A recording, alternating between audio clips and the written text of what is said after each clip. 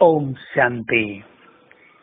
हम बाबा की महान आत्माएं, जिनको बाबा ने लक्ष्य दिया है सर्वगुण संपन्न बनने का। हम संगठन में रहते हैं। संगठन हमारी शक्ति है। कईयों को संगठन में रहने से डिस्टरबेंस होता है और कई आत्माएं संगठन में रहकर डिस्टरबेंस से मुक्त रहना सीख लेती हैं।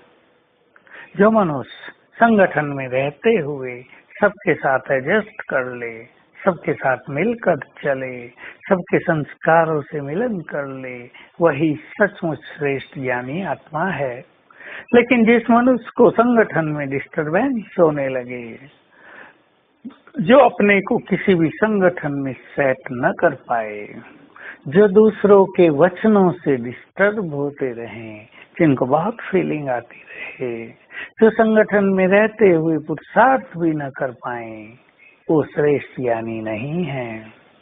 हम अपने संस्कारों को सॉफ्ट करें और पहला संकल्प करें कि हमें सबसे मिलकर चलना है, सबकी श्रेष्ठ कामनाओं को पूर्ण करना है।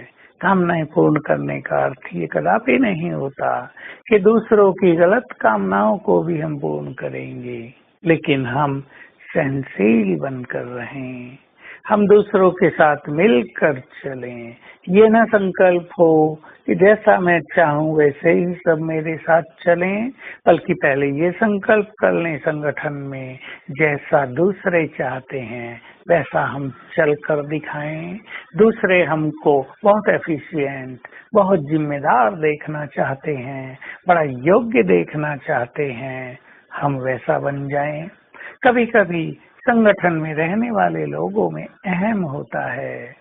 आप छोटे हैं तो वो आपको कुछ ना कुछ बोलते रहेंगे, आपकी खुशी छीनते रहेंगे, लेकिन इसी में आपको सीख लेना है कि मुझे अपनी स्थिति बिगाड़नी नहीं है। ये बोलते ही रहते हैं, इनका काम बोलना है और मेरे कानों में भगवान के बोल गूंजते रहें। बच्चे अचल अडोल रहो।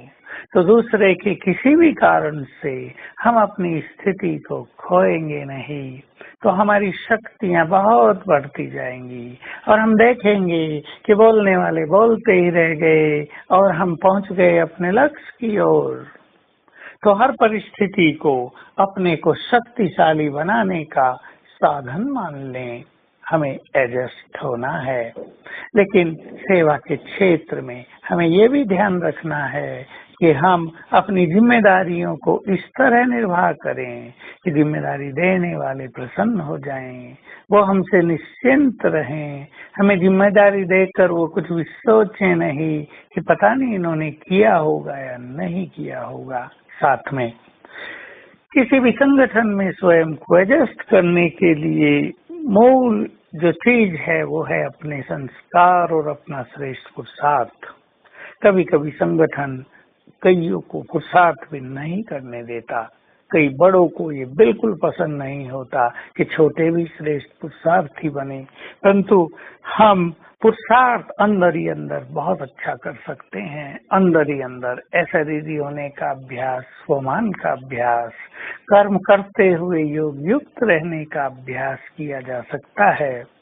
तो हम याद रखेंगे, जो जितने देह से न्यारे हो जाते हैं वो उतने ही सर्व के प्यारे बन जाते हैं।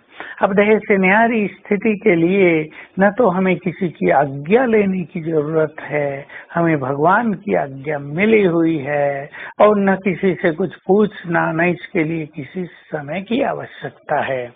तो हम आज संकल्प करें, जिनके भी साथ हम रहते हैं टकराव मुक्त रहेंगे, फीलिंग मुक्त रहेंगे, सहनशील होकर रहेंगे, साथ मिलकर चलेंगे, साथ लेंगे भी और साथ देंगे भी। तो संगठन हमें महान बनाने वाला बन जाएगा। संगठन हमारे अंदर गुण भर देगा, हम सीखते जाएंगे। बस लक्ष्य ये हो कि हमें सीखते चलना है। तो आज सारा दिन ऐसे दीदी होने की ड्रिल करेंगे। मैं आत्मा प्रकृति की कुटिया में विराजमान हूँ।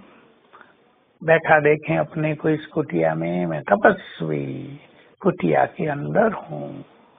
फिर इससे निकलकर मैं अपने धाम चली जाती हूँ, वहाँ की शांति को अनुभव करती हूँ और वापिस आ जाती हूँ अपने देह में।